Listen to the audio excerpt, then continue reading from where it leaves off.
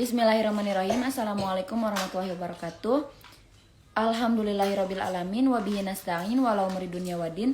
Wassalatu wassalamu ala asrofil anbiya'i wal mursalin wa ala alihi wa sahbihi ajmain amma ba'du.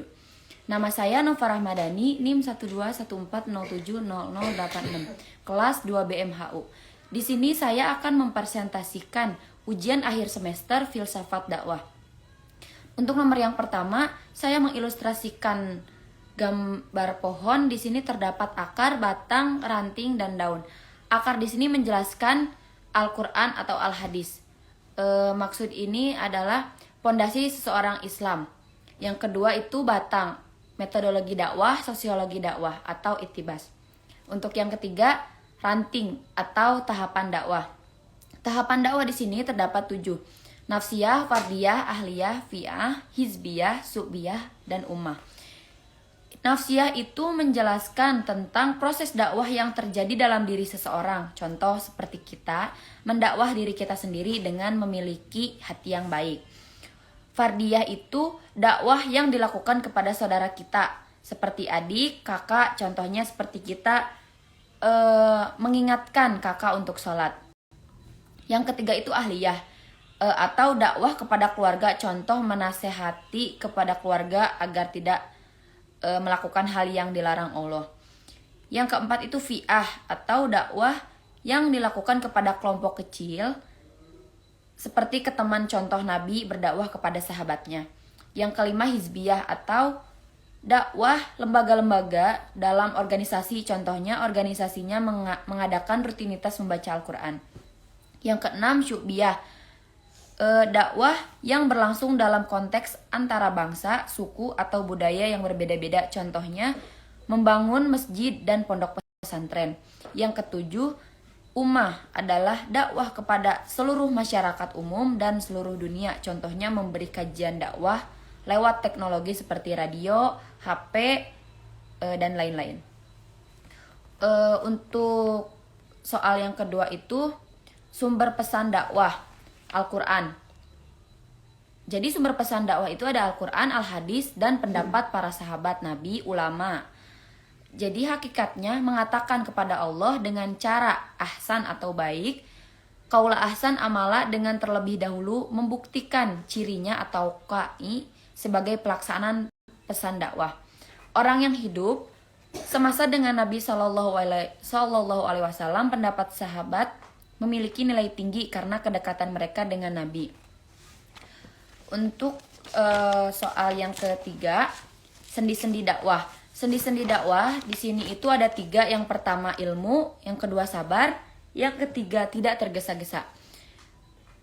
Jadi untuk bijak dalam berdakwah itu diperlukan sendi-sendi dakwah yang tadi. Ilmu itu merupakan sendi terpenting dari hikmah sesuai dengan firman Allah dalam surat Muhammad ayat 19. Ayat ini menjelaskan sosial bahwa ilmu merupakan hal yang pertama yang diprioritaskan, dan ilmu yang lebih utama ialah berilmu dengan Allah sebagai ilah yang disembah. Yang kedua itu sabar, artinya berakal atau dewasa. Orang yang sabar berhati-hati dan tenang ketika marah atau tidak membalas sekalipun dia mampu melakukannya. Sabar sangat penting dalam berdakwah, karena dengan kesabaran yang tinggi, seorang mampu menghadapi objek dakwah yang beragam karakter dan tingkat pendidikannya. Untuk yang ketiga itu tidak tergesa-gesa, atau al-ana'ah. Al-ana'ah ialah melangkah pasti dengan berhati-hati. Sifat al-ana'ah ini perlu dimiliki oleh setiap dai dalam menyampaikan dakwah, dengan terus berhati-hati dalam berkata dan bersikap. Untuk soal yang keempat itu perbedaan akhlak dan etika. Akhlak menurut Al-Farabi yang membahas tentang akhlak itu menjelaskan bahwa akhlak itu bertujuan untuk memperoleh kebahagiaan yang merupakan tujuan tertinggi yang diinginkan dan diusahakan oleh setiap manusia. Akhlak baik, terpuji maupun tercela bisa didapatkan melalui muwarasah atau pembiasaan. Etika dalam arti lain merupakan ilmu pengetahuan yang berhubungan dengan upaya menentukan perbuatan yang dilakukan manusia untuk dikatakan baik atau buruk.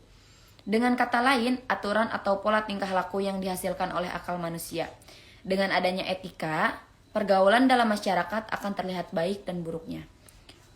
Untuk soal yang terakhir, nomor 5, menurut analisis saya, pendapat Bapak Dr. Asep Sodikin tentang filsafat dakwah adalah aksi dan perubahan sosial dengan metode dan media secara individual dalam bentuk kebaikan yang bertujuan untuk dapat timbal balik yang baik di akhirat kelak.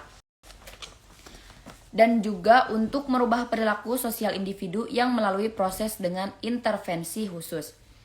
Mempelajari manajemen seperti sedang melakukan aktivitas dakwah, filsafat dakwah adalah disiplin ilmu yang ibarat digunakan sebagai pisau analisis dari persoalan dakwah. Salah satunya ciri yaitu radikal atau berpikir dari sesuatu yang tidak hanya terlihat saja. Makna dari filsafat memang mungkin sulit ditemukan jika dirujuk dari Al-Quran. Tetapi jika dipandang dari sisi cinta kebijaksanaan, maka akan ditemukan kata-kata hikmah. Mungkin sekian dari saya.